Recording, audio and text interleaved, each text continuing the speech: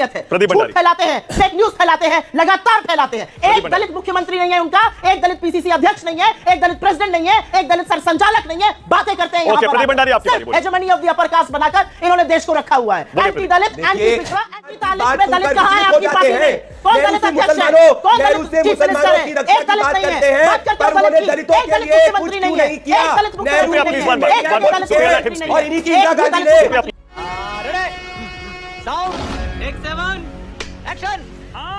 सुप्रिया, ये कौन बटेगा, कौन कटेगा, कौन पिटेगा, ये इस पर राजनीति क्यों हो रही है? ये चुनाव महाराष्ट्र, झारखंड या यूपी का उपचुनाव बटने, कटने, पिटने पर क्यों हो रहा है? अभी पता चलेगा। मुझे तो समझ ही में नहीं आता है कि 86% इस देश का हिंदू, हमारी संस्कृति 5000 साल पुरानी, हमें आज तक ना कोई काट पाया ना खत्म कर पाया। बीजेपी का राज आते ही हम खतरे में आ जाते हैं और हमारे लिए ऐसे लफ्जों का उपयोग होने लगता है। मुझे तो एक हिंदू होने के नाते बड़ी आहत होती हूं मैं। ये बड़ी अच्छी बात कही आप। अरे कौन हमें काट डालेगा, कौन हमें बांट डालेगा? लेकिन मैं आपसे इस विषय के आगे थोड़ा बढ़कर कुछ और बोलना चाहती हूँ। आज उत्तर प्रदेश में 24 घंटे हुए हैं, मोहित पांडे नाम के एक युवक की कस्टडी में मौत हो गई है। उसके भाई को भी लॉकअप में डाल दिया गया था, जो उससे पूछ लिया गया था। 600 रुपए का विवाद था और आदेश, जो कि उसका कर्मचारी था, उसके साथ विवाद था। आदेश के बीजेपी से संबंध भी सारे टीवी चैनल दिखा रहे हैं। उस व्यक्ति की कस्टडी में मौत हो जाती है। 15 दिन पहले और ये लखनऊ का मामला है। 15 दिन पहले इसी उत्तर प्रदेश की लखनऊ में, राजधानी लखनऊ में अमन गौतम दलित की कस्टडी में हत्या हो गई थी। कस्टडी में हत्या होने में उत्तर प्रदेश नंबर 1 है। 2580 मौतें कस्टडी में हुई हैं। ये नरेंद्र मोदी सरकार का आंकड़ा है, जो उन्होंने सदन में 22 मार्च 2022 को दिया था। और अभी तो रुको, क्लाइमैक्स अभी बाकी। 6 साल में 2580 कस्टडी में मौतें हुई हैं। तो ये असलियत उत्तर प्रदेश की है। उत्तर प्रदेश की एक और असलियत जान लीजिए, आपको बता दें क्यों। क्योंकि ये निर्ममता है, ये क्रूरता है, ये बर्बरता है। ये असलियत उत्तर प्रदेश की सरकार की है। ये असली चाल चरित्र और चेहरा है जिस पर चर्चा नहीं हो रही है। बात तो सही है। चर्चा उनके बेकार की लाइन पर हो रही है। मैं एक बात आपके सामने और मानक जी रखना चाहती हूं। बदायूं का केस था, कल बहुत चला सोशल मीडिया पर। एक व्यक्ति थे, उनको अपना जाति प्रमाण पत्र बनाना था। लेखपाल के पास गए, लेखपाल ने कहा 5 बियर की बोतल लगेंगी तब जाति प्रमाण पत्र बनेगा। उसने कहा मैं बेरोजगार हूं, कहां से लाऊं? भाई लाना तो पड़ेगा, बिना उसके प्रमाण पत्र बन नहीं सकता। बेचारा गया, अपने घर से कहीं से लेकर आया पैसा, 4 बियर की बोतल दी, तब जाति प्रमाण पत्र बना। अरे सुधरो रे, अभी तो सुधर जाओ। ये असलियत है। हिंदुओं के साथ आप ये कर रहे हैं। ये असलियत है भारतीय जनता पार्टी की। उनको बेरोजगार रखेंगे, उनको भूखा रखेंगे, उनको नोचेंगे, खसोटेंगे, बच जाएंगे तो कस्टडी में उनकी मौतें होंगी। उस पर ये कोई चर्चा नहीं करेंगे, बड़ी बड़ी बयानबाजी करेंगे। ये असलियत है। मैं एक हिंदू होकर ये सुनकर आहत हूं कि कटेंगे बटेंगे। अरे हिंदू धर्म, एक हिंदू संस्कृति 5000 साल पुरानी है। आज तक नहीं कोई काट पाया, ना बांट पाया, ना खत्म कर पाया है। ये धर्म के जो स्वयंभू ठेकेदार है, ये हमारे संस्कृति, हमारे धर्म के बारे में ऐसे शब्द बोलते हैं। तुम्हें शर्म है? कुछ शर्म है? तो शर्म आती है इन पर। आपको ऐसा क्यों, आपको क्यों लगता है ये क्यों हो रहा है? हराया है और फिर हराएंगे। अरे ये तो यूपी के 4 साल के बच्चे से पूछ लीजिए, वो आपको बता देगा। मैं तो फिर भी उम्र में बहुत बड़ी हूं। यूपी का बच्चा जानता है कि ध्रुवीकरण जब तक नहीं किया जाएगा, जब तक शमशान कब्रिस्तान नहीं किया जाएगा, जब तक 80-20 नहीं किया जाएगा, जब तक कपड़ों से नहीं पहचाना जाएगा, तब तक कहां से चुनाव लड़ेगी भारतीय जनता पार्टी? ये भारतीय जनता पार्टी जो लोगों को कपड़े से पहचान कर बताती है आतंकी कौन है, वही मोदी जी जो मंच से ये बातें कहते हैं। जब बाहर जाते हैं तो शाह और एमिर को गले लगाते हैं, बड़े बड़े सुल्तानों से गले लगाते हैं। ये हुई ना बात। हिंदुस्तान के किसी दूसरे वर्ग से गले नहीं मिलते मोदी जी। आपको नहीं पता ये क्यों हो रहा है? ये इसलिए हो रहा है क्योंकि यूपी में चुनाव है। क्योंकि बांटने की राजनीति जो करते हैं वही लोग अब बंटने की बात कर रहे हैं। कौन बांटने की राजनीति करता है? हमारा तो नारा एक है, देखिए मानक जी, जोड़ो जोड़ो भारत जोड़ो। एक तेरा कदम एक मेरा कदम, मिल जाए तो जुड़ जाए अपना वतन। ये हमारा नारा है। क्या बात है सर, क्या बात है सर, क्या बात, ये बात है। अरे सर क्या बात। ये घनश्याम तिवारी और सुप्रिया श्री ने दोनों का कहना है हिंदू कोई खतरे में नहीं है, चुनाव आ गया, आप अपने हिंदू मुस्लिम पर उतर आए। बोलिए, ये बटेंगे कटेंगे उसी का हिस्सा है। जी मानक जी, मैं आपके सभी प्रवक्ताओं को सुन रहा था, ऑपोजिशन के प्रवक्ताओं को।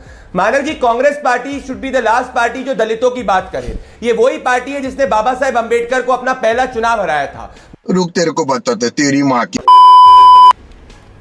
यहां पर सबकी बातें हुई, समता की कोई बात नहीं करता है। बीजेपी यहां पर बड़ी बड़ी बातें कर रही है, जोर जोर से चीख रही है। बीजेपी की 19 राज्यों में सरकार है, एक दलित मुख्यमंत्री नहीं है, एक प्रदेश अध्यक्ष दलित नहीं है। हमारे तो जो राष्ट्रीय अध्यक्ष है वो भी दलित है। आरएसएस बात करता है समता की, आरएसएस बात करता है ना बंटने की। आरएसएस का एक भी सर्व संचालक आज तक कभी या तो चित्पावन ब्राह्मण या एक बार कोई ठाकुर हुआ था।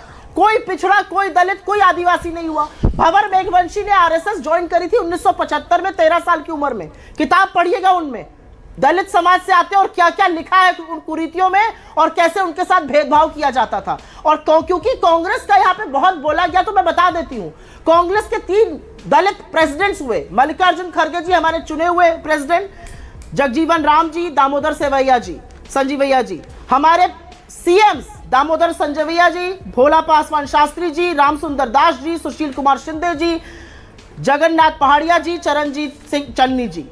और सुन लीजिए, असलियत यह है कि हमने इस देश को पहला दलित राष्ट्रपति के.आर. नारायणन दिया, पहला दलित chief justice of India K G. Balakrishnan दिया, पहली दलित महिला स्पीकर दी लोकसभा की। उस पर कोई चर्चा नहीं होती है। आप इतने असमावेशित हैं, किसको किसको जोड़ने की आप बात कर रहे हैं। असलियत यह है कि जब आपकी टैली 33 पर आ गई उत्तर प्रदेश में, तो आपको दलितों ने भी छोड़ दिया, आपको पिछड़ों ने भी छोड़ा, आपको आदिवासियों ने भी छोड़ा, आपको हर उस वर्ग ने छोड़ा जो अपनी समस्याओं का समाधान चाहता है। और मैं यहां पर 30 सेकंड का टाइम लूंगी क्योंकि 2 फेक न्यूज फैलाई गई और उस फेक न्यूज का पर्दाफाश करना जरूरी है। बीजेपी के व्यक्ति ने यहां पर एक फेक न्यूज फैलाते हुए कहा कि राहुल गांधी ने सुप्रीम कोर्ट से कहा। बिल्कुल गलत, एब्सोल्युटली रॉन्ग। न्यूज खर्रे पढ़ के नहीं आने चाहिए। राहुल गांधी ने अपने एफिडेविट में कहा that he had never accused the RSS as he had never accused। असलियत यह है कि लौह पुरुष सरदार पटेल ने आरएसएस को बैन किया था महात्मा गांधी की हत्या के लिए। असलियत यह है कि उन्होंने लिखित में कहा था यह देश के लिए हानिकारक है। और एक ये हुई ना बात। और झूठ बोला गया बाबा साहब अंबेडकर को लेकर। थोड़ा सा हिस्ट्री का 15 सेकंड में बता देती हूं। बाबा साहब अंबेडकर जो थे वो जोगेंद्र नाथ मंडल की सहायता से 1946 में बंगाल प्रोविंस से कॉन्स्टिट्यूएंट असेंबली में आए। जब देश का विभाजन हुआ तो वो पाकिस्तान चले जाते क्योंकि कॉन्स्टिट्यूएंट असेंबली की वो सीट पाकिस्तान गई थी। गांधी और नेहरू की पहल पर मुंबई प्रोविंस से हमारे सदस्य का रेजिग्नेशन कराकर उनको वहां से सदस्य बनाकर कॉन्स्टिट्यूएंट असेंबली में लाया गया और वो हमारे देश के ना सिर्फ कॉन्स्टिट्यूएंट असेंबली के चेयरमैन बल्कि आगे चलकर पहले प्रथम लॉ मिनिस्टर बने। बात तो सही है। ये असलियत है। प्रदीप भंडारी झूठ फैलाते हैं, फेक न्यूज फैलाते हैं, लगातार फैलाते हैं। एक दलित मुख्यमंत्री नहीं है उनका, एक दलित पीसीसी अध्यक्ष नहीं है, एक दलित प्रेसिडेंट नहीं है, एक दलित सरसंचालक नहीं है। बातें करते हैं यहाँ पर। प्रदीप भंडारी आपकी बारी, बोलिए। Hegemony of the upper caste बनाकर इन्होंने देश को रखा हुआ है। एंटी दलित, एंटी पिछड़ा, एंटी आदिवासी लोग। प्रदीप भंडारी, नेहरू मुसलमानों पर होने वाली किसी काल्पनिक अत्याचार की बात तो करते हैं। नेहरू मुसलमान की रक्षा करने के लिए तो पूरी बात करते हैं, परंतु कभी भी दलितों की रक्षा के बारे में नेहरू ने दलितों के कल्याण के लिए क्या किया। देखिए ये तरीका सही नहीं है। देखिए ये फेक न्यूज वालों को समझाइए। जब ये बोल रहे थे फेक न्यूज कर रहे थे, मैं इनको सत्य कर रहा हूं तो ये एक्सपोज होना चालू। इनको बोलिए कांग्रेस पार्टी का ऑफिस नहीं है, एक के ऊपर एक ना बोले। नेहरू ने क्या बोला था? अरे आप सुनिए, फेक न्यूज की फैक्ट्री है आप। अब मेरी बात सुनिए, मैं वापस से कोट करूंगा जवाहरलाल नेहरू जी ने के बारे में अम्बेडकर जी ने क्या कहा था। नेहरू 1951-52 में नेहरू मुसलमानों पर होने वाले किसी भी काल्पनिक अत्याचार की बात सुनकर विचलित हो जाते हैं। नेहरू से मुसलमानों की रक्षा की बात करते हैं, पर उन्होंने दलितों के लिए कुछ क्यों नहीं किया। नेहरू और इन्हीं की इंदिरा गांधी ने क्या तरीका है ये देखिए। ये तो गुंडागर्दी हो गई मानक जी शो पे। मानक जी तो वर्बल गुंडागर्दी हो गई। चुप कर बे कुत्ते। अब उठा के दीजिए, ओपन चैलेंज देता हूं मैं यहाँ पे कांग्रेस को।